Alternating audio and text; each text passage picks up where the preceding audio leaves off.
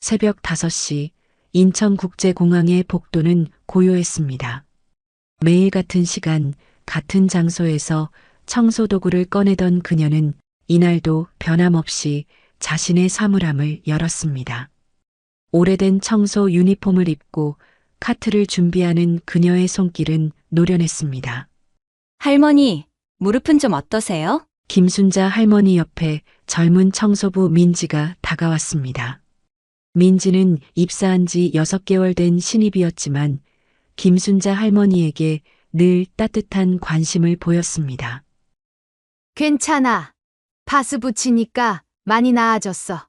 민지야, 오늘도 힘내자.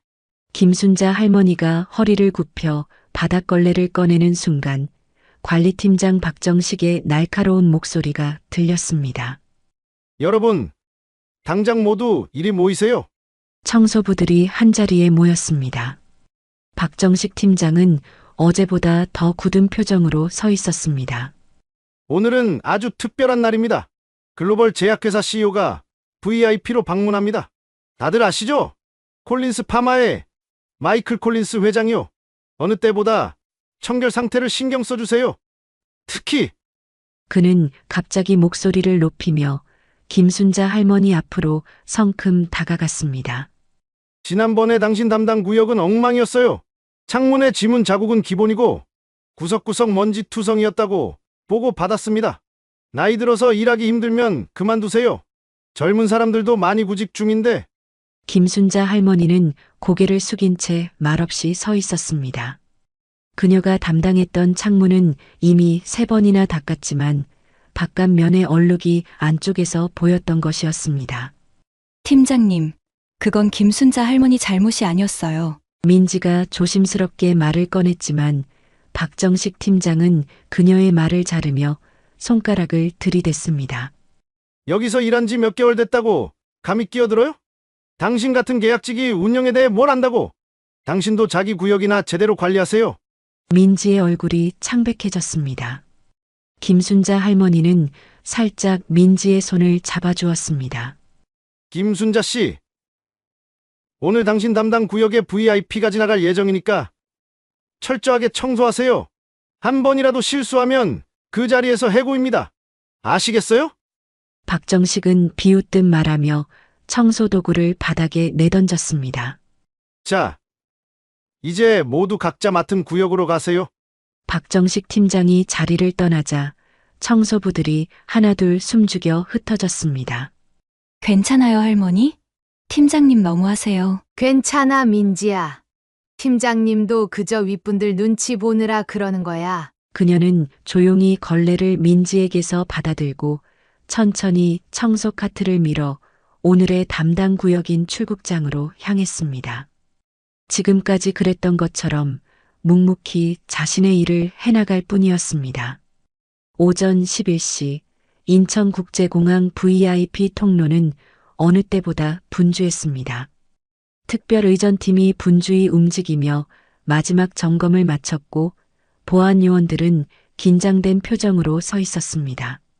곧 도착합니다. 모두 준비해 주세요. 의전팀장의 말이 채 끝나기도 전에 검은색 리무진 행렬이 공항 전용 통로를 통해 들어왔습니다. 경호원들이 먼저 내리고 이어서 한 중년 남성이 차에서 내렸습니다. 마이클 콜린스, 글로벌 제약회사 콜린스 파마의 CEO였습니다. 키가 크고 다부진 체격의 마이클 콜린스는 정중한 자세와 카리스마를 지녔습니다. 콜린스 회장님, 협약식이 성공적으로 마무리되어 정말 기쁩니다. 한국과 콜린스 파마의 협력이 전 세계 의료 발전에 큰 기여를 할 것입니다. 경제부 차관이 영어로 정중하게 인사를 건넸습니다. 마이클 콜린스는 미소를 지으며 고개를 숙였습니다. 제가 더 감사합니다.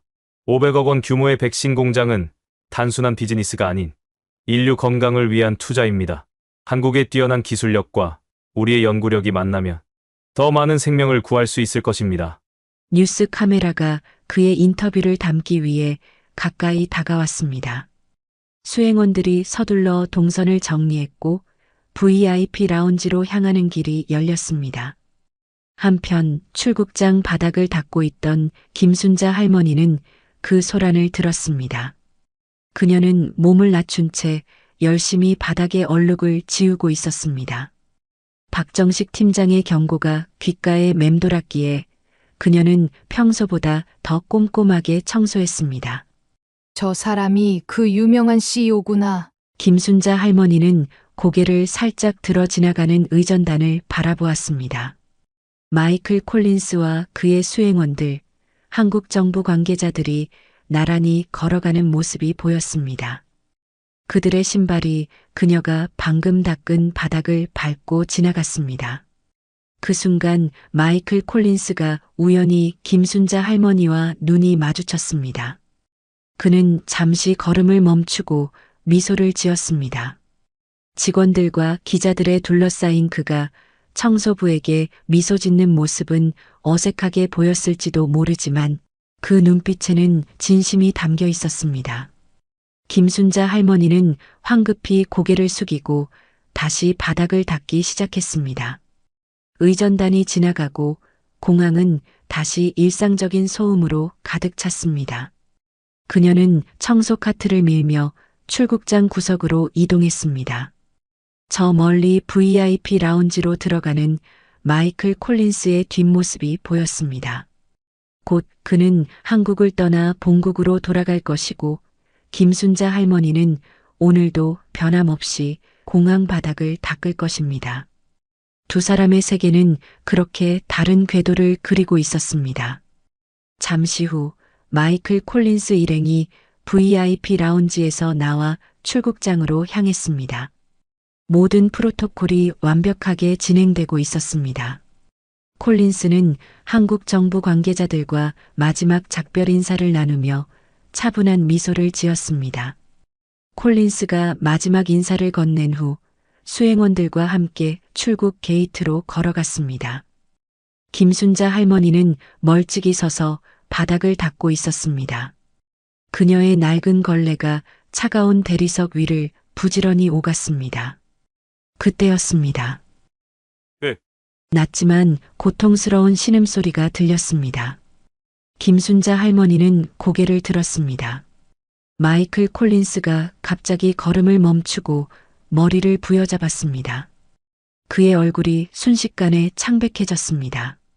비서가 놀라 물었지만 콜린스는 대답하지 못했습니다. 그는 이마에 식은땀을 흘리며 비틀거렸습니다. 그리고 다음 순간 그는 바닥으로 쓰러졌습니다. 콜린스의 몸이 대리석 바닥에 무겁게 떨어지는 소리가 공항 전체에 울려 퍼졌습니다. 회장님! 수행원들이 급히 그에게 달려갔습니다. 바로 옆에서 청소하던 김순자 할머니는 깜짝 놀라 걸레를 떨어뜨렸습니다. 쓰러진 콜린스는 온몸을 떨며 고통스러워했습니다. 그의 입에서 거품이 조금씩 나왔고 눈동자가 위로 치켜 올라갔습니다. 의사를 불러! 빨리! 누군가 소리쳤고 공항 직원이 급히 무전을 들었습니다. 주변은 순식간에 아수라장이 되었습니다. 사람들이 모여들었고 수행원들은 필사적으로 콜린스의 상태를 확인하려 했습니다. 뒤로 물러나 주세요! 공간을 확보해 주세요! 보안 요원들이 외쳤습니다.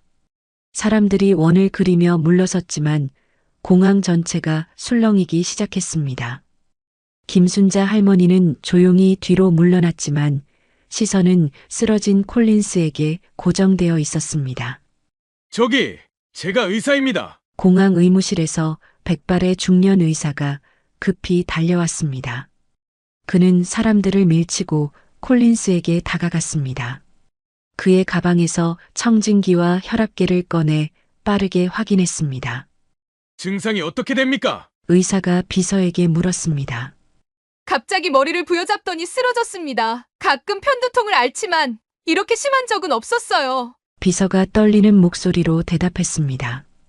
의사는 콜린스의 맥박을 확인하고 동공 반응을 살폈습니다. 급성 발작 증상입니다. 진정제를 투여해야 할 것 같습니다. 의사가 가방에서 주사기를 꺼냈습니다. 그때 비서가 급히 그의 팔을 붙잡았습니다. 잠깐만요. 회장님은 대부분의 일반 진정제에 알레르기 반응을 보입니다. 특히 디아제팜 계열은 위험합니다. 의사의 표정이 굳었습니다. 그는 주사기를 내려놓고 다시 가방을 뒤졌지만 마땅한 대체 약물을 찾지 못했습니다. 다른 약물은 제가 갖고 있지 않습니다. 구급차를 불러 종합병원으로 이송해야 합니다. 의사의 말에 수행원들의 얼굴이 더욱 창백해졌습니다. 콜린스는 계속해서 몸을 떨며 고통스러워했고 상태는 점점 악화되는 것 같았습니다. 한국 정부 관계자들도 혼란에 빠졌습니다.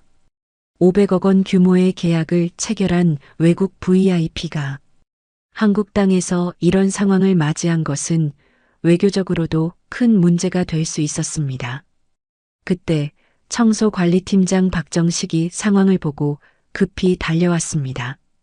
김순자 할머니는 팀장이 온 걸 봤음에도 청소를 하지 못했고 여전히 시선을 고통에 몸부림치는 콜린스에게 고정하고 있었습니다.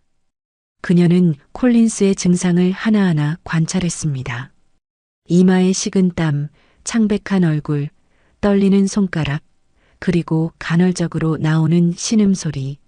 구급차는 최소 15분 이상 걸립니다. 의사는 답답한 표정으로 머리를 쥐어뜯었습니다. 일단 기도를 확보하고 산소 공급이 필요합니다. 공항 내 산소 장비를 가져와야 합니다. 의사가 공항 직원에게 요청했지만 장비를 가져오는데도 시간이 필요했습니다. 콜린스의 얼굴은 점점 더 창백해졌고 그의 몸이 경련하는 정도가 심해졌습니다. 김순자 할머니는 조용히 청소 카트 옆에 섰습니다. 그녀의 얼굴에는 깊은 고민의 흔적이 있었습니다. 그동안 자신의 정체를 숨기며 살아온 그녀였지만 눈앞에서 사람이 고통받는 모습을 그냥 지켜볼 수만은 없었습니다. 그녀는 주변의 혼란 속에서 조용히 자리를 떴습니다. 누구도 그녀가 사라진 것을 눈치채지 못했습니다.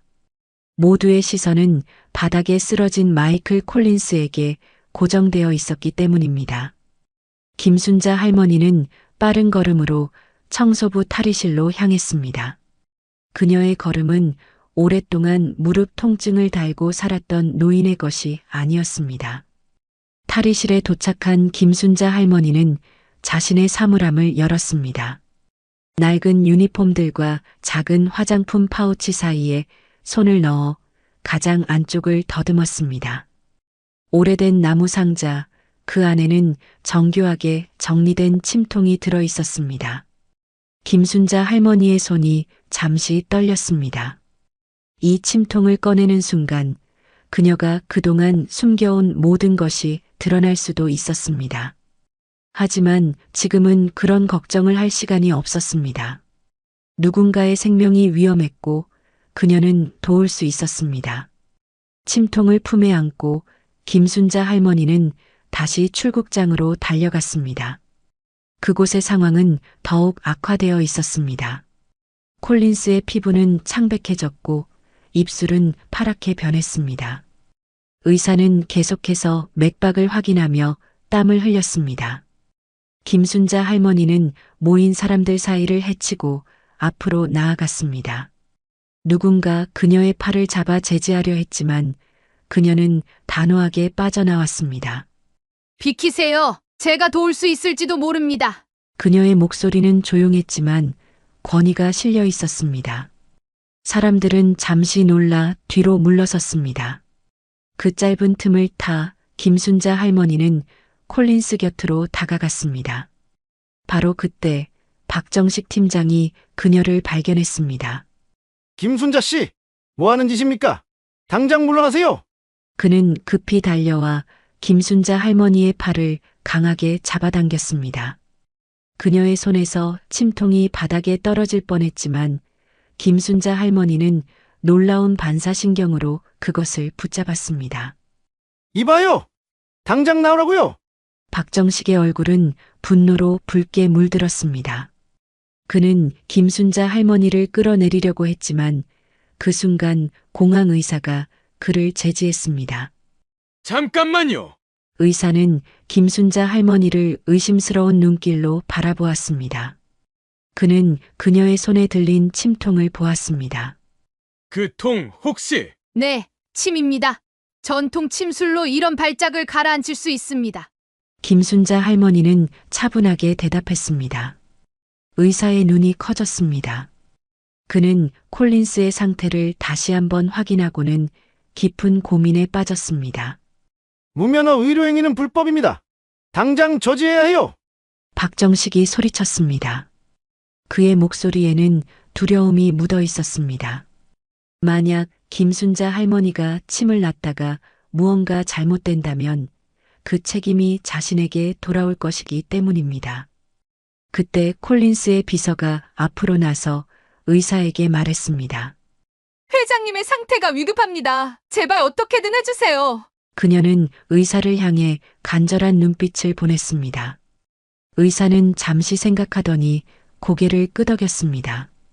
약물 알레르기가 있는 상황에서 해결할 수 있는 방법은 침을 놓는 것밖에 없습니다. 할머니, 침을 놔주세요. 제가 책임지겠습니다. 김순자 할머니는 고개를 끄덕였습니다.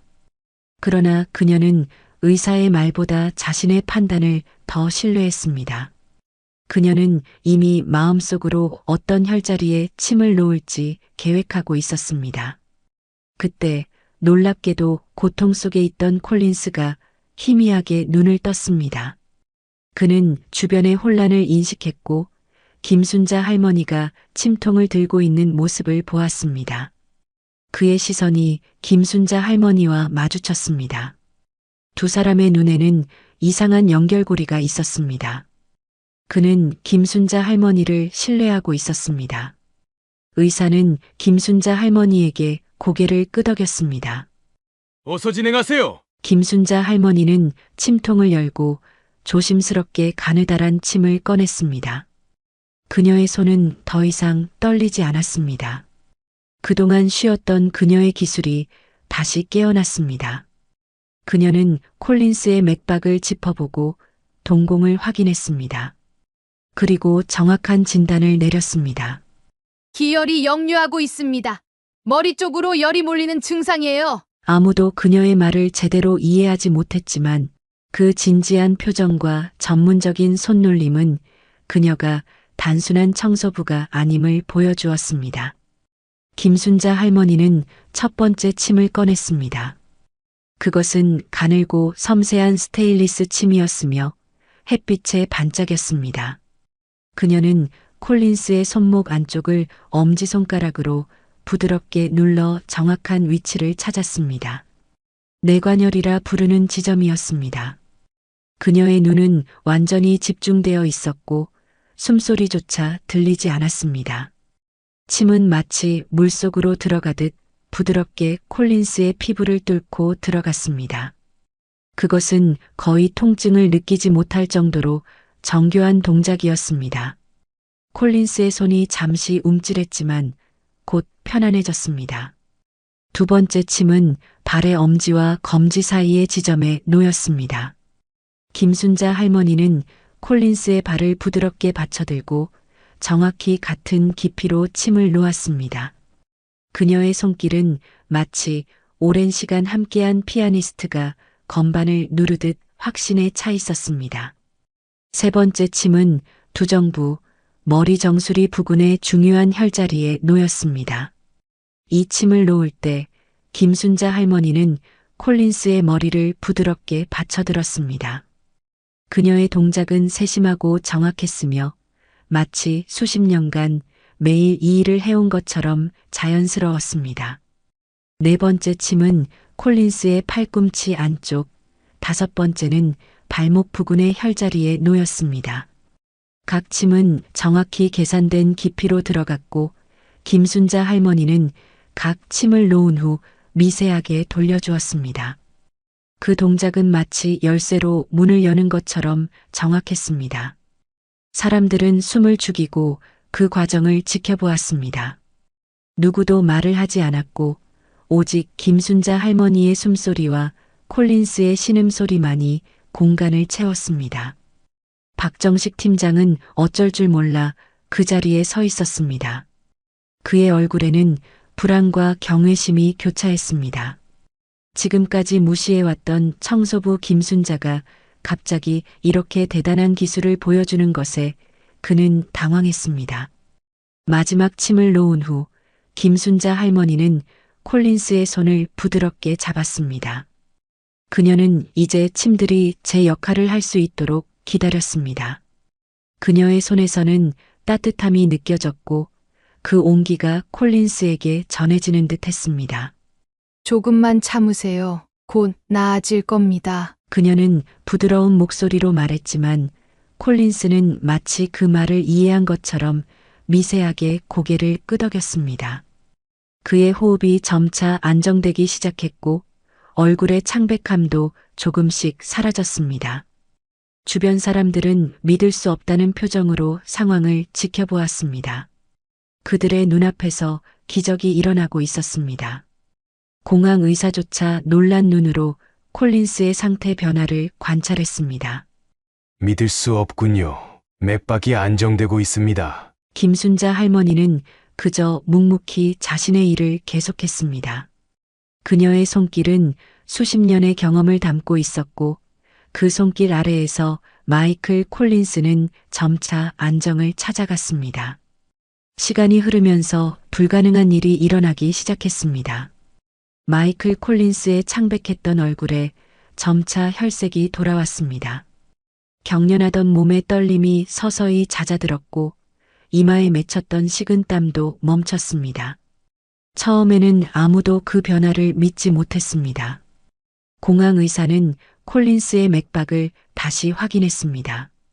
그의 얼굴에 놀라움이 번졌습니다. 맥박이 정상으로 돌아오고 있습니다. 호흡도 안정되는 것 같아요. 그는 청진기로 콜린스의 심장 소리를 들었습니다. 규칙적인 심장 박동이 들렸습니다. 불과 10분 전만 해도 위급한 상태였던 환자가 눈앞에서 회복되고 있었습니다.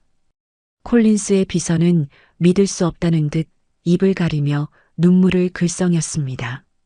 수행원들도 서로를 바라보며 안도의 표정을 지었습니다. 주변에 모였던 공항 직원들과 승객들은 작은 탄성을 내뱉었습니다. 마치 시간이 멈춘 것처럼 모두가 그 기적 같은 순간을 지켜보고 있었습니다. 김순자 할머니는 콜린스의 맥박을 다시 확인했습니다. 그녀의 얼굴에는 안도감이 스쳤습니다. 그녀는 천천히 침을 한 개씩 뽑기 시작했습니다. 각 침을 뽑을 때마다 그녀는 작은 솜으로 혈자리를 부드럽게 눌러주었습니다. 마지막 침을 뽑은 후 콜린스는 천천히 눈을 떴습니다. 그의 시선은 맑아졌고 고통의 흔적은 거의 사라져 있었습니다. 그는 자신의 주변을 둘러보다가 김순자 할머니의 얼굴에 시선을 고정했습니다. 고맙습니다. 그는 약한 목소리로 말했습니다. 김순자 할머니는 그저 고개를 끄덕였습니다. 그녀의 눈에는 말로 표현할 수 없는 복잡한 감정이 어려 있었습니다. 그리고 조용히 자리에서 일어났습니다. 구급차가 도착했습니다. 누군가 소리쳤습니다. 공항 밖에서 사이렌 소리가 들렸고 구급대원들이 들것을 들고 빠르게 들어왔습니다. 그들은 콜린스에게 다가가 상태를 확인하기 시작했습니다. 혈압 120에 80 맥박 정상. 의식 명료합니다. 구급대원이 놀란 표정으로 보고했습니다. 의사는 김순자 할머니를 바라보며 경외의 눈빛을 보냈습니다. 어떻게 이런 일이 가능한지 모르겠지만 당신은 방금 이 사람의 생명을 구했습니다. 김순자 할머니는 말없이 고개를 숙였습니다. 그녀는 자신의 침통을 조용히 닫아 주머니에 넣었습니다. 그리고 사람들의 시선을 피해 뒤로 물러났습니다. 그때 박정식 팀장이 자신의 실수를 깨달았다는 듯 급히 김순자 할머니에게 다가왔습니다. 그의 얼굴에는 당혹감과 놀라움이 뒤섞여 있었습니다. 김순자 씨, 당신이 방금 어떻게? 그는 말을 제대로 잇지 못했습니다. 불과 몇 분 전까지 그녀를 저지하려 했던 자신의 행동이 부끄러워진 듯 했습니다. 김순자 할머니는 그를 바라보지도 않았습니다. 그녀는 조용히 자리를 피하기 시작했습니다. 사람들이 콜린스를 둘러싸고 분주히 움직이는 틈을 타 그녀는 천천히 뒤로 물러났습니다. 잠깐만요. 저분 어디 가세요? 콜린스의 비서가 김순자 할머니를 발견하고 소리쳤습니다. 하지만 이미 늦었습니다. 김순자 할머니는 군중 속으로 사라졌고 그녀의 낡은 청소 유니폼은 다른 공항 직원들 사이에 섞여 보이지 않게 되었습니다. 사람들은 여전히 콜린스의 상태에 집중하고 있었고 구급대원들은 그를 들것에 옮기기 시작했습니다. 콜린스는 들것에 실려가면서도 주변을 둘러보았습니다. 그는 자신을 구해준 노인을 찾고 있었지만 김순자 할머니는 이미 보이지 않았습니다. 그의 눈에는 복잡한 감정이 서려 있었습니다. 그것은 단순한 감사함을 넘어선 무언가였습니다. 구급차가 콜린스를 태우고 공항을 빠져나갔습니다. 사람들이 하나둘 흩어지기 시작했고 공항은 점차 일상으로 돌아갔습니다. 하지만 방금 전 일어난 일은 결코 평범한 사건이 아니었습니다. 박정식은 김순자 할머니를 찾아 공항 여기저기를 돌아다녔습니다. 그는 탈의실, 휴게실, 심지어 화장실까지 확인했지만 그녀는 어디에도 없었습니다. 그는 그동안 자신이 그녀에게 얼마나 무례하게 대했는지 깨달았습니다. 그리고 그녀가 얼마나 대단한 사람이었는지도. 한편 김순자 할머니는 공항의 한 구석, 아무도 찾지 않을 작은 창고에 숨어 있었습니다. 그녀는 떨리는 손으로 자신의 침통을 바라보았습니다. 김순자 할머니는 결심했습니다.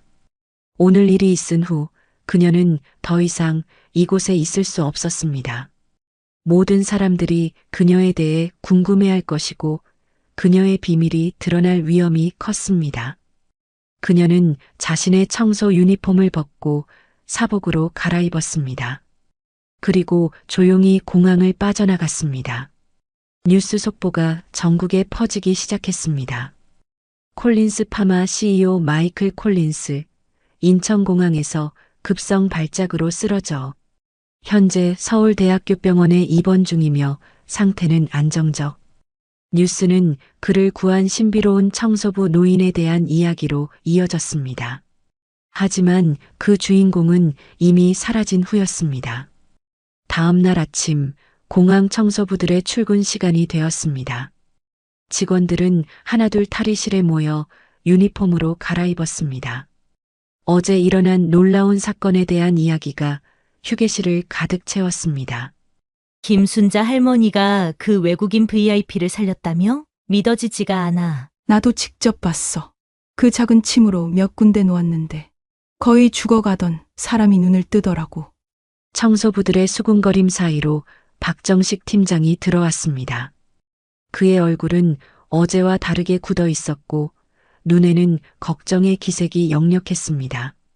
그는 시계를 확인한 후 주변을 둘러보았습니다. 김순자 씨 안 왔습니까? 직원들은 서로를 바라보며 고개를 저었습니다. 김순자 할머니의 사물함은 닫혀 있었고 그녀의 청소 카트도 그대로 놓여 있었습니다. 이상하네요. 18년 동안 한 번도 지각한 적 없었는데. 민지가 걱정스러운 목소리로 말했습니다. 박정식 팀장은 마음이 불편한 듯 손가락으로 탁자를 두드렸습니다. 그는 어제 김순자 할머니에게 했던 자신의 행동이 떠올랐고 그것이 그를 괴롭혔습니다. 일단 오늘 업무 시작합시다. 김순자 씨 담당 구역은 민지 씨가 맡아주세요. 직원들이 각자 맡은 구역으로 흩어진 후 박정식은 자신의 사무실로 돌아와 김순자 할머니의 인사 기록을 찾아보았습니다. 그는 그녀의 집 주소와 연락처를 찾아 전화를 걸었지만 아무도 받지 않았습니다. 정오가 지나도 김순자 할머니는 나타나지 않았습니다. 박정식의 불안감은 커져갔습니다. 그는 마음을 결정하고 상관에게 보고한 후 직접 그녀의 집을 방문하기로 했습니다. 서울 외곽의 작은 아파트 단지 김순자 할머니의 집은 오래된 임대 아파트 5층에 위치해 있었습니다. 박정식이 초인종을 눌렀지만 아무 반응이 없었습니다. 그는 다시 한번 그리고 또 한 번 눌러보았지만 여전히 대답이 없었습니다. 혹시 김순자 씨 아세요? 이 집에 사시는 분인데. 박정식이 옆집 문을 두드려 물었습니다. 문을 연 노인은 고개를 끄덕였습니다. 김순자, 응. 옆집에 살았지. 근데 어젯밤에 떠났어. 떠났다고요? 그래. 밤늦게 짐을 싸더니 택시를 타고 가버렸어. 인사도 없이 그냥 가버려서 나도 놀랐지. 노인의 말에 박정식은 당혹스러운 표정을 지었습니다. 그는 허락을 구하고 김순자 할머니의 집 문을 열어보았습니다. 관리실에서 열쇠를 빌렸을 때 이미 그의 가슴은 무거웠습니다. 문을 열자 놀라운 광경이 펼쳐졌습니다. 집안은 거의 비어 있었습니다. 필수적인 가구들만 남아 있었고 개인적인 물건들은 모두 사라져 있었습니다. 마치 오래전부터 떠날 준비를 해온 듯한 모습이었습니다. 며칠 후 서울대학교 병원 로비는 기자들로 가득 찼습니다. 글로벌 제약회사 CEO의 극적인 생환 소식은 전국적인 뉴스가 되었고 특히 공항 청소부 노인의 침술로 살아났다는 이야기는 모두의 관심을 끌었습니다. 잠시 후 병원 로비에 마이클 콜린스가 등장했습니다. 3일간의 입원 치료를 마친 그는 놀랍도록 건강한 모습이었습니다. 그의 얼굴에는 생기가 돌았고 걸음걸이도 힘이 넘쳤습니다. 먼저 저를 걱정해주신 모든 분들께 감사드립니다. 그는 한국어로 인사를 시작했습니다. 비록 서툴렀지만 그가 한국어를 구사하는 모습에 기자들은 놀란 표정을 지었습니다. 콜린스 회장님, 어떻게 이렇게 빨리 회복하셨습니까? 의사들도 놀랐다고 들었습니다. 첫 번째 질문이 던져졌습니다. 콜린스는 미소를 지으며 대답했습니다. 솔직히 저도 놀랐습니다. 20년 넘게 편두통으로 고생했고 세계 최고의 병원들을 다 가봤지만 완전한 치료법은 없었어요. 하지만 그날 공항에서 저를 도와주신 그 침술, 그것이 제 인생을 바꿨습니다. 20년 넘게 앓았던 편두통이 많이 나아졌어요. 카메라 플래시가 연속으로 터졌습니다. 그 청소부 할머니에 대해 어떻게 생각하십니까? 무면허 의료행위라는 지적도 있는데요. 콜린스의 표정이 진지해졌습니다. 무면허라는 말은 어불성설입니다. 저는 세계 각국의 의료 시스템을 연구해왔고 한국의 전통의학은 과학적으로도 그 가치를 인정받아야 한다고 생각합니다. 그분은 영웅입니다. 저를 살려주셨어요. 그는 잠시 말을 멈추고 생각에 잠겼습니다. 저는 그분을 꼭 다시 만나고 싶습니다. 제대로 감사 인사도 드리지 못했어요. 콜린스 회장님, 이번이 15번째 한국 방문이라고 들었습니다. 단순히 사업 때문인가요? 아니면 특별한 이유가 있으신가요? 이 질문에 콜린스는 예상치 못한 미소를 지었습니다. 그리고 잠시 망설이다가 결심한 듯 입을 열었습니다. 지금까지 공개적으로 말한 적은 없지만 이번 기회에 말씀드리겠습니다. 저는 사실 한국계 입양아입니다. 기자들 사이에서 작은 탄성이 흘러나왔습니다. 카메라 플래시가 더 빠르게 터지기 시작했습니다. 제 본명은 김민석입니다. 어릴 적 미국으로 입양되었어요. 그래서 지난 20년간 제 뿌리를 찾기 위해 한국을 여러 번 방문했습니다. 회견장은 완전히 조용해졌습니다. 모든 기자들이 그의 말에 집중했습니다. 어린 시절의 기억은 거의 없습니다. 차가운 물을 건너던 기억, 그리고 어머니의 희미한 얼굴. 매번 한국에 올 때마다 언젠가는 제 부모님이나 가족을 만날 수 있지 않을까 하는 마음이 있었습니다. 이제 건강도 되찾았는데 다음 목적지는 어디신가요? 그는 깊은 숨을 내쉬었습니다. 저는 저를 도와주신 그분을 찾아갈 것입니다. 그리고 찾게 된다면 단순히 감사 인사만 드리는 것이 아니라 그분의 놀라운 의술을 세계에 알리고 싶습니다. 기자회견이 끝난 후 콜린스는 병원을 떠나 차에 탔습니다. 차창 밖으로 서울의 풍경이 흘러갔습니다.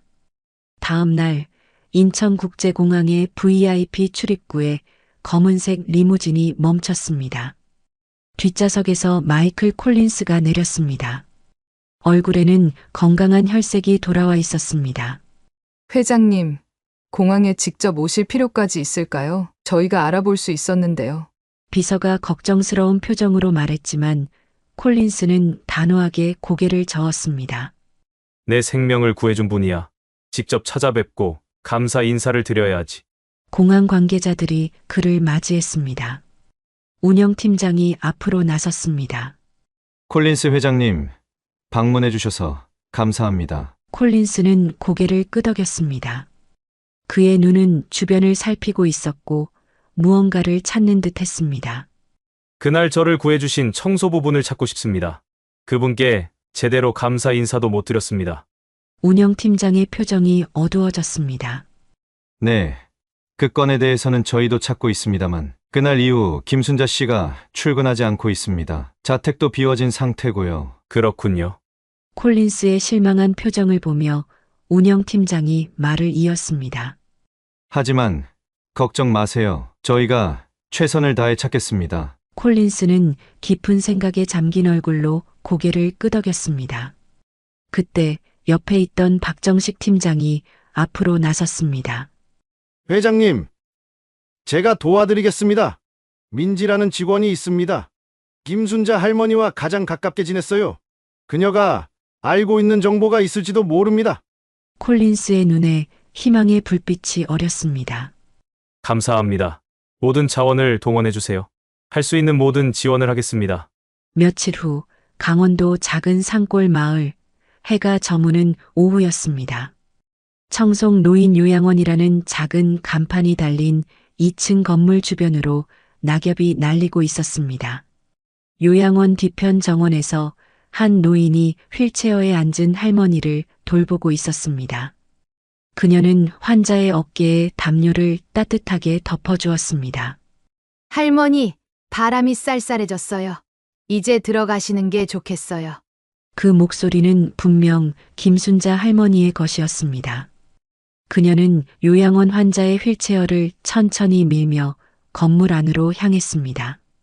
그녀의 얼굴은 평온해 보였지만 눈가에는 깊은 주름이 더 깊어진 듯 했습니다. 바로 그때 요양원 입구에 검은색 고급 승용차 한 대가 멈췄습니다. 차에서 내린 사람은 다름 아닌 마이클 콜린스였습니다. 여기가 맞을까요? 콜린스가 주변을 둘러보며 물었습니다. 비서는 손에 든 종이를 확인했습니다. 네, 맞습니다. 민지 씨가 알려준 주소와 일치합니다. 김순자 할머니의 오랜 친구가 이 요양원 원장이라고 했어요. 두 사람이 요양원 안으로 들어섰을 때 마침 김순자 할머니가 환자를 병실로 데려다주고 복도를 걸어 나오는 중이었습니다. 그녀는 처음에 두 사람을 알아보지 못했습니다. 하지만 가까이 다가오자 그녀의 표정이 순간 굳어졌습니다. 그녀의 눈에는 놀라움과 당혹감이 가득했습니다. 어떻게? 그녀의 목소리는 떨렸습니다. 콜린스가 앞으로 나섰습니다. 그는 김순자 할머니를 향해 정중하게 고개를 숙였습니다. 김순자 씨, 드디어 뵙게 되어 정말 기쁩니다. 당신을 찾는데 많은 시간이 걸렸습니다. 김순자 할머니는 당황한 듯 주변을 둘러보았습니다. 다행히 복도에는 다른 사람들이 없었습니다. 이쪽으로 오세요. 밖에서 이야기하는 게 좋겠습니다. 그녀는 두 사람을 요양원 뒤편 작은 정원으로 안내했습니다. 그곳에는 나무 벤치 몇 개가 놓여 있었고 늦가을 꽃들이 아직 피어 있었습니다. 세 사람은 벤치에 앉았습니다. 어떻게 저를 찾으셨나요? 김순자 할머니가 물었습니다. 그녀의 목소리에는 불안감이 묻어 있었습니다. 쉽지 않았습니다. 민지 씨의 도움이 컸어요. 김순자 할머니는 깊은 한숨을 내쉬었습니다. 그 아이가 말을 많이 했군요. 콜린스가 부드러운 목소리로 말했습니다. 김순자 씨, 우리는 당신에게 해를 끼치려는 것이 아닙니다. 단지 감사 인사를 드리고 싶었을 뿐입니다. 당신은 제 생명을 구해주셨어요. 김순자 할머니는 고개를 숙였습니다. 그녀의 손이 벤치 위에서 가볍게 떨렸습니다. 그건 누구라도 했을 일입니다. 아닙니다. 누구나 할 수 있는 일이 아니었습니다. 지금까지 제가 경험한 그 어떤 치료보다도 효과적이었습니다. 콜린스의 진심 어린 말에 김순자 할머니는 고개를 들었습니다. 그녀의 눈에는 복잡한 감정이 어려 있었습니다. 그래서 왜 갑자기 사라지신 겁니까? 김순자 할머니는 먼 산을 바라보며 말했습니다. 제가 침술로 회장님을 살리긴 했지만 그건 불법입니다. 무면허 의료행위를 한 셈이죠. 그녀의 목소리에는 깊은 후회가 담겨 있었습니다. 콜린스는 고개를 저었습니다. 당신은 제 생명을 구했습니다. 그것은 범죄가 아니라 영웅적인 행동이었어요. 김순자 할머니는 쓴웃음을 지었습니다. 세상이 그렇게 단순하지 않다는 걸 제가 모를까요? 뉴스에도 나왔겠죠. 청소부의 불법 침술이라고요. 전혀 그렇지 않습니다. 오히려 기적의 청소부라는 제목으로 보도됐습니다. 모두가 당신을 찾고 있어요.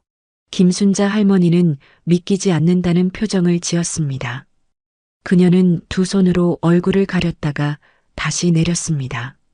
하지만 그건 더 큰 문제예요. 제가 주목받는 것은 그녀는 말을 끝맺지 못했습니다. 콜린스는 그녀의 불안함을 느꼈습니다. 그는 부드럽게 말했습니다. 김순자 씨, 당신에게는 더 많은 이야기가 있는 것 같습니다. 그 이야기를 듣고 싶습니다. 김순자 할머니는 깊은 숨을 들이마시며 고개를 숙였습니다.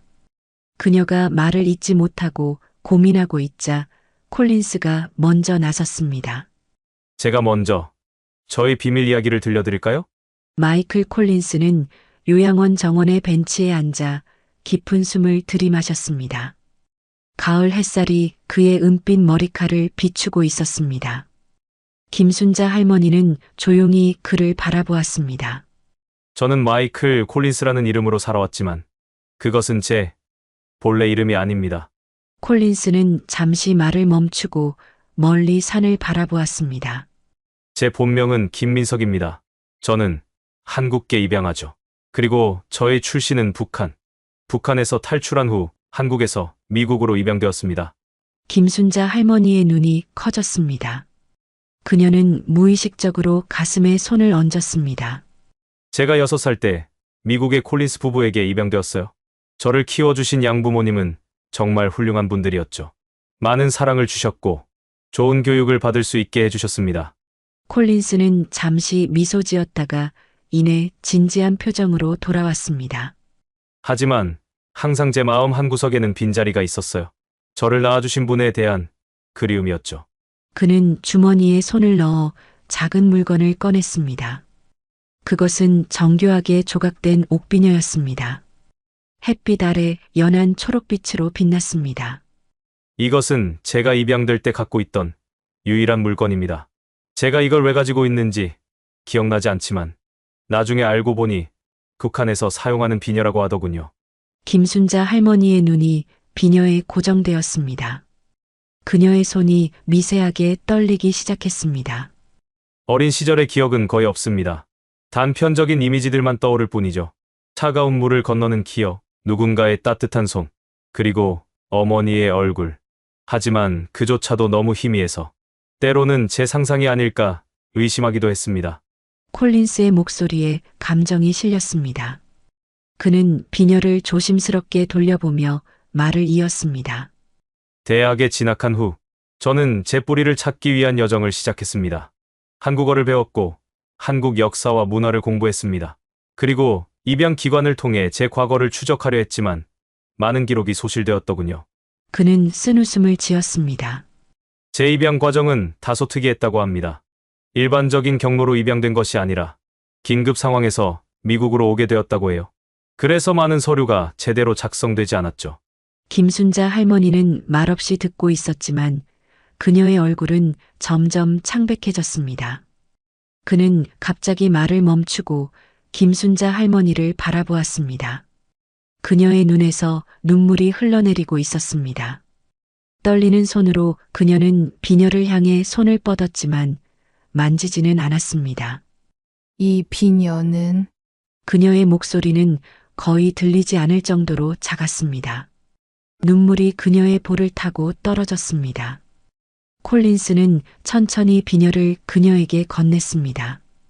김순자 할머니는 조심스럽게 그것을 받아들었습니다.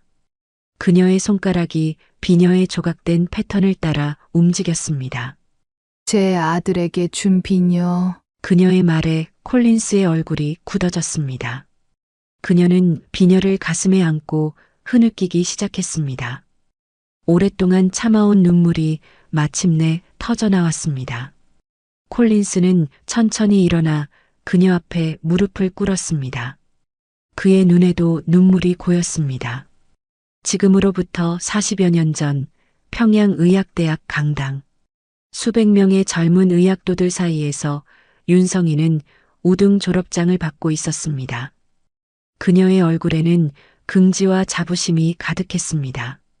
윤성희 동무는 개성의학대학을 최우등으로 졸업하였으며 특히 침구학 분야에서 탁월한 업적을 이룩하였습니다. 연단의 선 학장의 목소리가 강당에 울려 퍼졌습니다.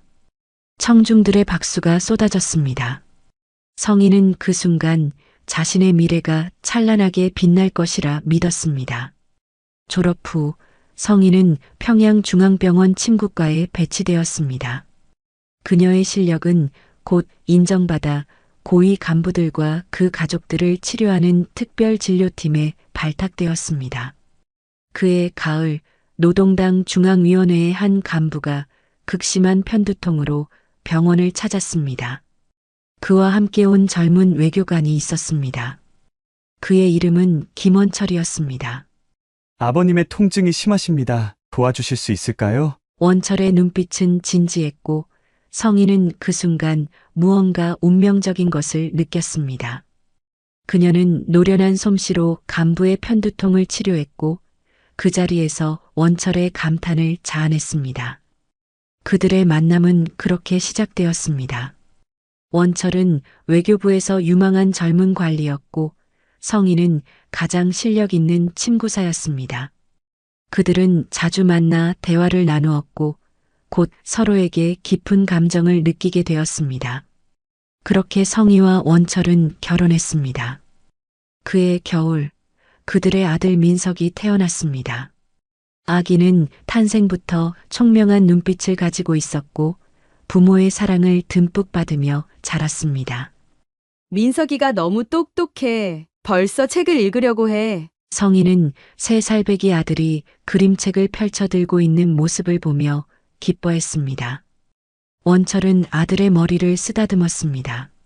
우리 아들은 특별해. 언젠가 세계를 무대로 활약할 거야. 그들의 가정은 행복했습니다. 하지만 행복도 잠시, 북한의 상황은 급격히 악화되기 시작했습니다. 홍수와 가뭄이 연이어 찾아왔고 고난의 행군이라 불리는 극심한 식량난이 시작되었습니다. 성희와 원철의 가정은 특권층이었기에 처음에는 큰 어려움을 겪지 않았습니다. 하지만 원철은 외교 임무로 방문한 국가들에서 북한의 실상이 어떻게 보도되는지 보았고 점차 자신의 조국에 대한 의문을 품기 시작했습니다. 그러던 어느 겨울 한밤중에 성희는 원철이 비밀리에 무언가를 기록하는 것을 발견했습니다. 뭐 하고 있어? 원철은 놀라 고개를 들었습니다. 잠시 망설이다 그는 아내에게 사실을 고백했습니다. 사람들이 굶어 죽고 있어, 성희야. 수만 명이. 나는 이걸 세계에 알려야 해. 성희는 남편의 손을 잡았습니다. 그녀도 병원에서 영양실조로 죽어가는 어린이들을 보았습니다. 하지만 그것을 외부에 알리는 것은 명백한 반역 행위였습니다.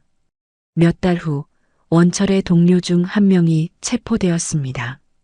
그는 외국 언론과 접촉했다는 혐의를 받았습니다. 다음 날 원철은 출근길에 낯선 사람들에게 감시당하고 있음을 알아챘습니다. 우리 시간이 얼마 없어. 그날 밤 원철은 탈북을 결심했습니다. 그는 비밀리에 접촉해온 브로커를 통해 계획을 세웠습니다.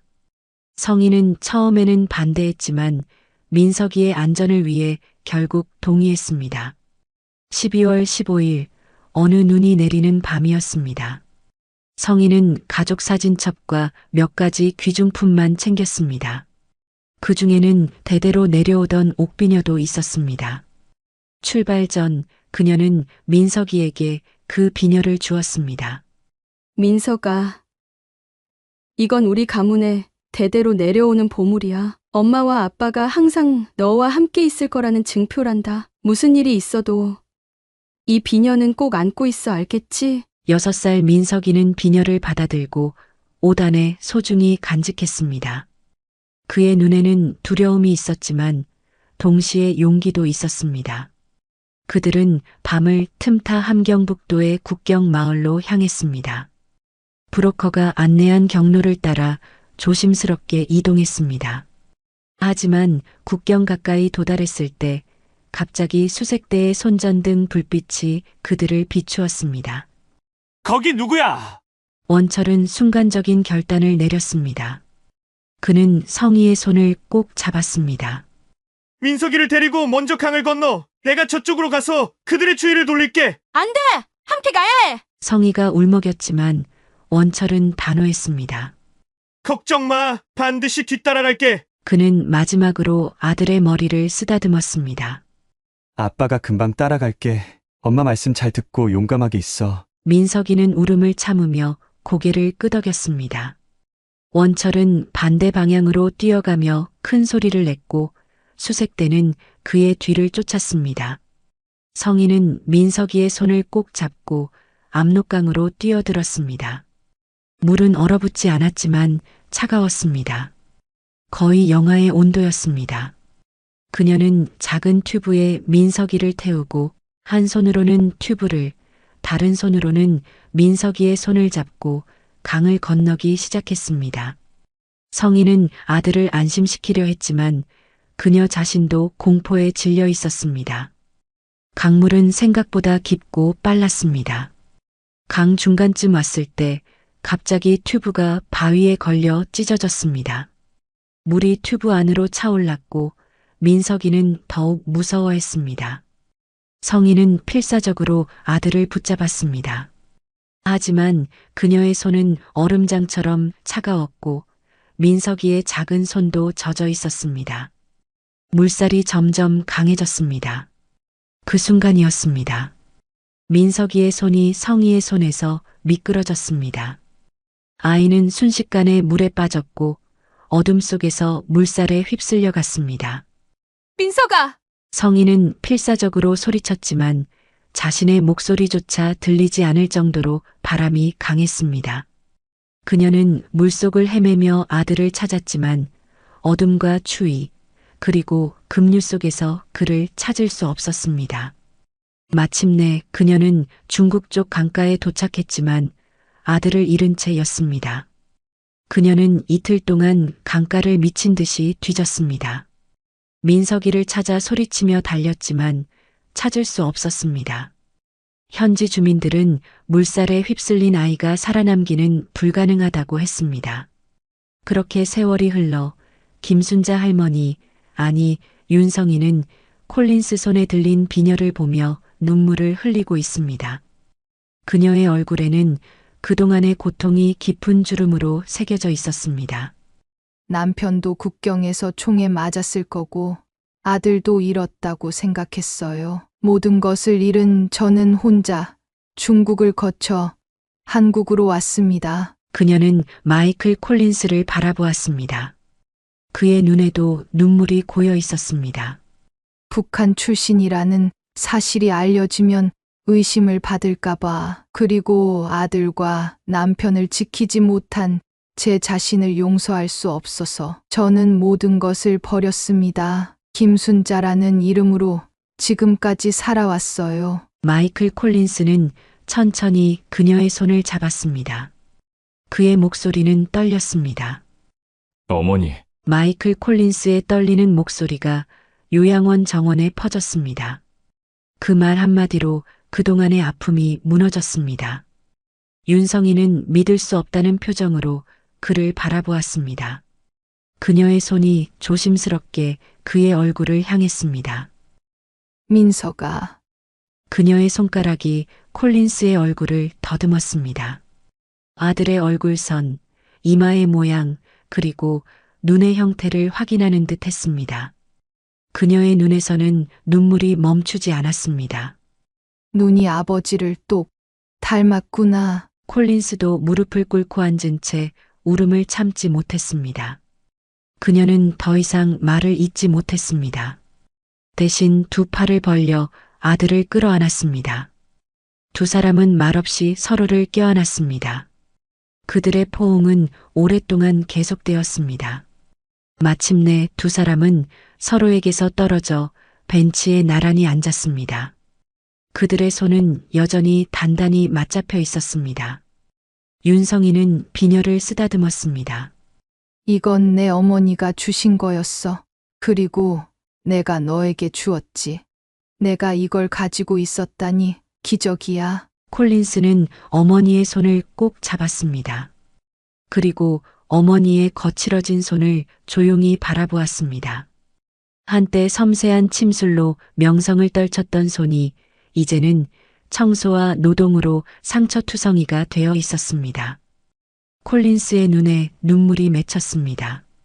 어머니, 이제 다시는 헤어지지 말아요. 윤성이는 미소 지었습니다. 그것은 몇십 년 만에 짓는 진정한 미소였습니다. 내가 살아있다는 것만으로도 나는 충분해, 민서가. 두 사람은 다시 한번 서로를 껴안았습니다.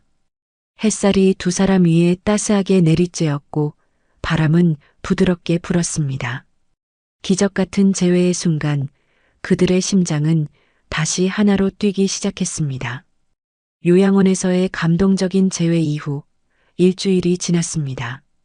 인천국제공항 VIP 라운지에서는 콜린스 파마의 특별 기자회견이 열리고 있었습니다.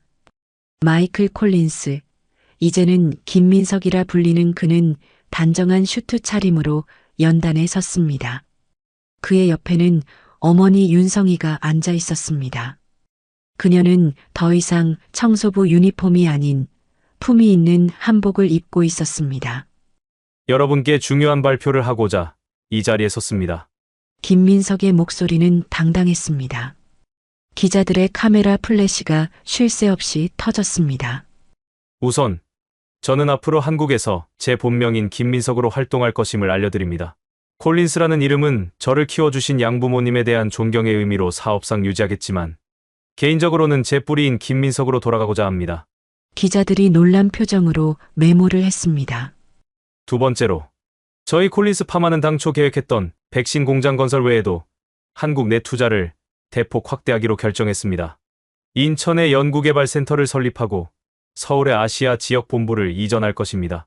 언론인들 사이에서 작은 환호성이 들렸습니다. 한국 경제에 큰 호재가 될 소식이었습니다. 마지막으로 가장 중요한 발표입니다. 김민석은 어머니를 바라보며 따뜻한 미소를 지었습니다. 많은 분들이 알고 계시듯이 저는 최근 제 어머니를 만났습니다. 공항에서 발작을 일으켰을 때 저를 구해준 청소부가 바로 제 친어머니셨습니다. 기자들 사이에서 놀라움의 탄성이 터져나왔습니다.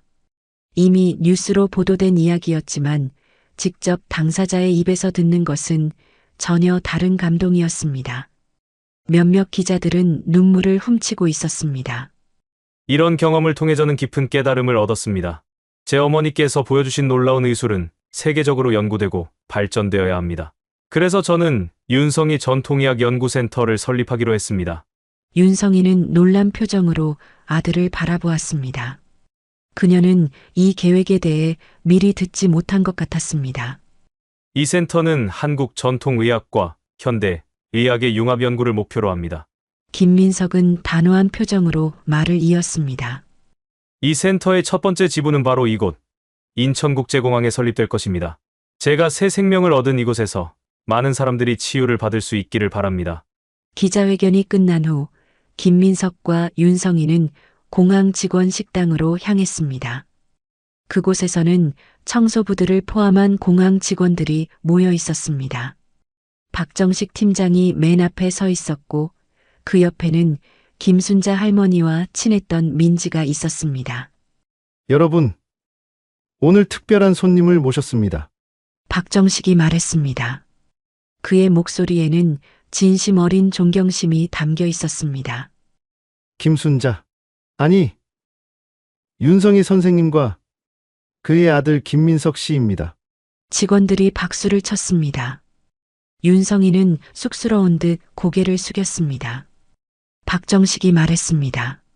선생님은 북한 최고의 침구학 전문이셨습니다. 탈북 과정에서 아들과 헤어지셨고 한국에서 새 삶을 시작하셨지요. 박정식 팀장이 한숨을 쉬고 말을 이어갔습니다. 그동안 저는 선생님을 단순한 청소부로만 대했습니다. 그것이 얼마나 부끄러운 일인지 이제야 깨달았습니다. 박정식의 목소리가 떨렸습니다. 그는 깊이 고개를 숙였습니다. 진심으로 사과드립니다, 선생님. 윤성이는 부드러운 미소를 지으며 그의 어깨를 토닥였습니다. 괜찮습니다. 우리 모두 자신의 일을 할 뿐이었어요. 민지가 앞으로 나와 윤성이를 꼭 안았습니다. 할머니, 정말 보고 싶었어요. 갑자기 사라지셔서 너무 걱정했다고요. 윤성이는 민지의 등을 쓰다듬었습니다. 미안하구나, 민지야. 이제 다시 돌아왔단다. 김민석이 앞으로 나섰습니다. 여러분, 제 어머니는 이제 더 이상 청소부로 일하지 않으실 겁니다.